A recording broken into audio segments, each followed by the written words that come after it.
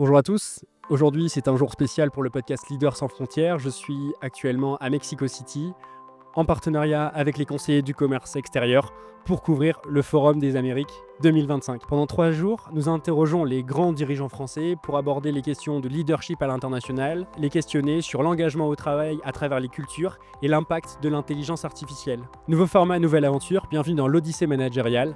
Mais avant d'écouter cet échange, n'oubliez pas de vous abonner à la chaîne YouTube ou d'ajouter 5 étoiles sur votre plateforme audio préférée, que ce soit Spotify, Deezer ou Apple Podcasts. Je vous souhaite une bonne écoute. Bonjour Véronique. Bonjour Paul. Bienvenue sur le stand de l'Odyssée managériale. Je suis ravi de t'accueillir ici pour un nouvel épisode des Leaders sans frontières. Pour commencer ce nouvel échange, je vais te laisser te présenter, m'expliquer d'où tu viens, résumer ton parcours en 2 minutes et m'expliquer tes fonctions actuelles. Très bien, mais merci Paul pour cette invitation. Donc Véronique Ramon-Deschlet, ça fait 30 ans que j'habite au Mexique. Je suis actuellement directrice juridique et compliance pour le groupe Publicis pour l'Amérique latine et les Caraïbes. Et j'exerce aussi beaucoup de fonctions pro bono en dehors de mes heures de travail pour la communauté française. Donc je suis très engagée au quotidien et ravie d'être ici avec toi aujourd'hui. On tourne actuellement ce podcast à Mexico City, donc au Mexique, comme tu l'as évoqué, le pays où tu es résidente. On est actuellement au Forum des Amériques 2025, organisé par les conseillers du commerce extérieur. Pourquoi es-tu venu à cet événement ? Pour plusieurs raisons. Déjà, je pense qu'en étant une expatriée de longue date, tous les prétextes de se rapprocher de la France sont bons. Moi, je suis une curieuse maladive, donc apprendre des expériences des autres, pour moi, c'est toujours très, très enrichissant. Ensuite, il y avait des panels. Il y a eu des panels sur l'intelligence artificielle, qui est un sujet qui non seulement me passionne, mais auquel je participe de manière active pour le groupe Publicis, parce que nous avons bien entendu développé aussi nos propres outils et nos collaborateurs sont extrêmement demandeurs de ce genre d'outils, on va dire. Donc, d'un point de vue juridique, puisque je suis juriste, je fais partie d'un comité à l'interne qui pilote, encadre, réfléchit sur les aspects juridiques de l'usage de l'IA. Donc aussi, j'étais intéressée à connaître l'opinion des autres. Comment est-ce que vous intégrez du coup l'intelligence artificielle aujourd'hui chez Publicis ? Est-ce que tu peux m'expliquer les pratiques que vous êtes en train de mettre en place et l'évolution des process ? Écoute, c'est une question très, très intéressante parce que notre champ d'action est très vaste chez Publicis. D'un point de vue immédiat et facile à comprendre, sur l'aspect créativité, puisque les outils d'intelligence artificielle générative permettent à nos créateurs d'être plus efficaces, plus performants ou ouvrir des horizons inespérés. Mais aussi, nous avons d'autres types d'agences qui ne sont pas que des agences créatives chez Publicis, des agences d'achat médias, des agences tech, on n'est plus des agences d'ailleurs, c'est des pôles technologiques et data. Donc, ces différentes activités intègrent aussi l'intelligence artificielle pour, je vais utiliser un mot de leader, pour surperformer, pour être encore plus efficace et pour intégrer les différents domaines d'activité de Publicis sur une seule offre unique avec des facettes multiples. Donc, c'est assez passionnant. Pour les juristes, ce n'est pas forcément simple parce que nous aimons généralement les choses très carrées, très claires. Et là, ça demande pas mal de créativité et d'adaptabilité aussi. Quel est l'outil AI que vous utilisez le plus au sein de Publicis aujourd'hui Est-ce que tu as un cas d'usage à me partager d'un outil que vous utilisez précisément ? Alors, nous avons un écosystème chez Publicis qui intègre plusieurs outils. Des outils soit développés par des tierces que nous réservons, où nous avons un espace privilégié, on va dire, et sécurisé. Donc, par exemple, moi, à titre très personnel, mais je ne suis absolument pas représentative du collaborateur type Publicis, parce que moi, je suis une juriste. Mais par exemple, nous, en tant que juristes, nous utilisons beaucoup des LLM, donc des modèles de langage pour, par exemple, moi, j'ai une fonction régionale. Donc, j'ai souvent des recherches à faire sur l'existence de législation régionale. Donc, l'outil, bon, je ne vais pas citer le marque, je ne vais pas faire de publicité, mais on a plusieurs LLM avec nous qui me permettent de faire des recherches beaucoup plus rapides. par exemple. Ensuite, les créatifs, eux, ont d'autres types d'usages, d'autres types d'outils aussi d'intelligence artificielle générative. Les grandes marques, sans en citer une en particulier, mais les grandes marques utilisées par le créateur sont aussi utilisées par nos créatifs, avec ce que je te disais, la spécificité d'avoir créé pour nous un espace réservé et protégé d'un point de vue sécurité juridique. Et d'un point de vue juridique, par rapport à ton secteur spécifique, comment ça se passe?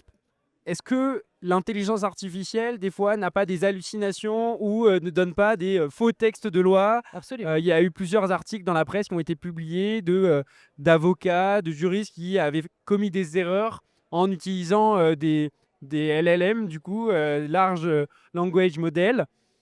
Comment ça se passe dans ton métier? Comment est-ce que tu fais pour contraindre le modèle et ne pas tomber dans ces biais qui t'emmènent vers des textes de loi qui sont faux finalement?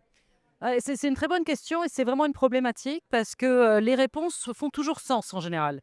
Donc, si on n'a pas cette suspicion, si on n'a pas cette curiosité, on peut facilement tomber dans des écueils justement d'hallucination. Donc, moi, par exemple, bon, ben, en plus, je suis pas juriste pour rien, donc je vérifie, survérifie, révérifie tout.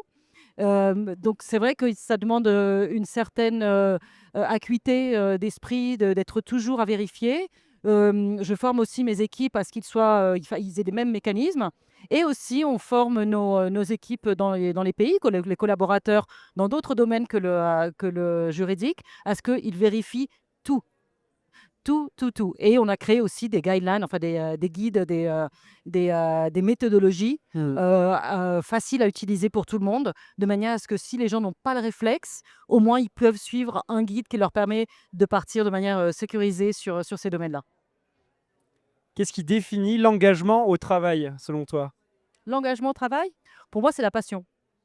Pour moi, c'est la passion. Bon, je parle aussi évidemment bien pour moi, parce que moi, je suis une passionnée de mon travail. Je suis une passionnée du monde juridique, de la curiosité, comme je te disais. Donc, ça donne du sens à l'engagement et ça porte l'engagement, dans mon sens. Comment est-ce que tu fais pour engager tes collaborateurs dans tes équipes? Ah, il faudrait leur demander, hein, je ne sais pas. Mais, moi, je sais que je leur lance pas mal de défis à mes collaborateurs. Je suis toujours à les, titiller, les taquiner sur, des sujets de droit, sur des sujets tech, sur des sujets IA. J'essaie de leur, comment on dit ça en français? Pardon, contagier, propager cette Diffuser? diffuser, pardon, voilà, j'oublie mon français. De leur diffuser cette curiosité, sur, tous les domaines dans lesquels on agit. Donc, pour l'instant, je trouve que ça marche pas mal parce que j'ai une petite équipe, mais je les trouve aussi très passionnés par ce qu'ils font et je pense que c'est la clé aussi d'avoir, une équipe soudée parce qu'on s'aide, on se pose des questions, donc c'est vraiment cultiver sa curiosité tout le temps. Est-ce que tu as une pratique de management à me partager que tu appliques au quotidien et que nos auditeurs qui sont des dirigeants d'entreprise, des managers peuvent réappliquer dans leurs équipes? Une pratique que tu appliques toi à ton échelle ou peut-être même qui est appliquée au sein du groupe? Alors, d'un point de vue personnel, moi je suis coach certifiée aussi. Donc D'accord? c'est vrai que, j'utilise pas mal, les outils que j'ai appris, dans ma formation de coach avec mes équipes. Donc, questions ouvertes, feedback continu, aussi les mettre en défi, en challenge entre eux, mais des choses positives. De faire des jeux de rôle sur le droit, sur la tech, sur nos domaines. Donc, essayer de faire en sorte que personne ne se sente limité dans ses possibilités. Donc c'est un petit peu ce que j'essaie de faire. Mais, Publicis pour ça est une boîte extraordinaire parce que, je pense que, on a la chance d'avoir une société de travailler dans une société qui nous laisse justement cette possibilité d'être créatif, même dans un domaine, qui traditionnellement n'est pas très créatif, le juridique. Donc, qui nous permet justement d'innover, d'être assez autonome dans cette manière de travailler. Tu viens de me donner une pratique à titre individuel au niveau de tes équipes. Est-ce qu'il y a une pratique groupe que tu souhaites me partager?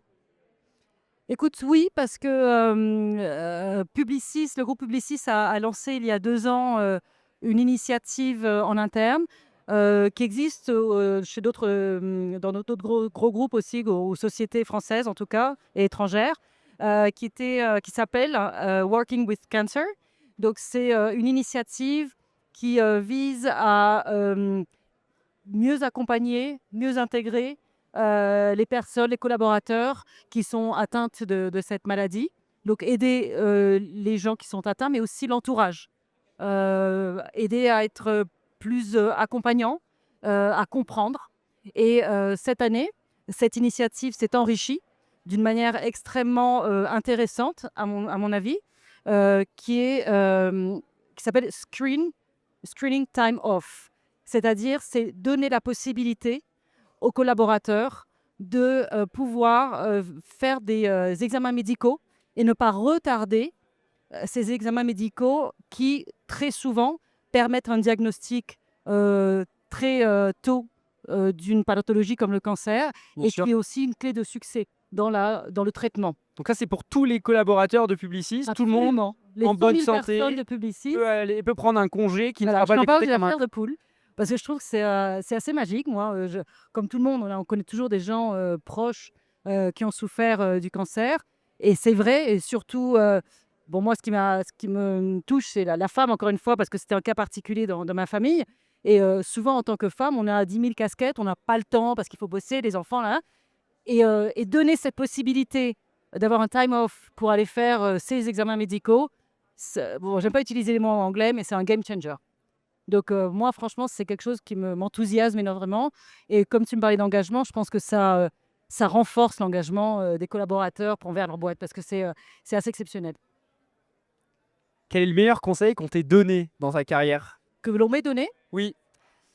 je ne sais pas si c'est un meilleur conseil que l'on m'a donné, mais je me souviens toujours, lorsque j'étais en cabinet d'avocat, jeune juriste en cabinet d'avocat, j'avais un patron avec qui j'ai bossé pendant une dizaine d'années, qui était extraordinaire, qui a été un peu mon mentor ici. Et puis j'étais un peu timorée, bien sûr, jeune et autres. Et il m'a dit: «Véronique, le pouvoir, ça ne se demande pas, ça se prend». Et je pense que c'est quelque chose qui m'a beaucoup servi, aussi en tant que femme dans des milieux très masculins, pour comprendre, bon, au-delà du saisir le pouvoir, c'est des expressions qui me sont un peu, parfois un peu agressives peut-être, mais ne pas être gêné d'oser. Oser être soi-même. Donc moi, je l'ai compris comme ça. Et du coup, je l'applique beaucoup aussi à mon équipe, leur dire: «Osez être vous-même, n'ayez pas peur». Donc c'est ça, en fait. Est-ce que tu as une maxime ou une citation qui te guide dans la vie? C'est, dans la vie, il y a pas vraiment de problème, sinon il y a que des solutions. Ok. Merci beaucoup, Véronique. Ah, je t'en prie, merci beaucoup Paul. Merci pour cet échange.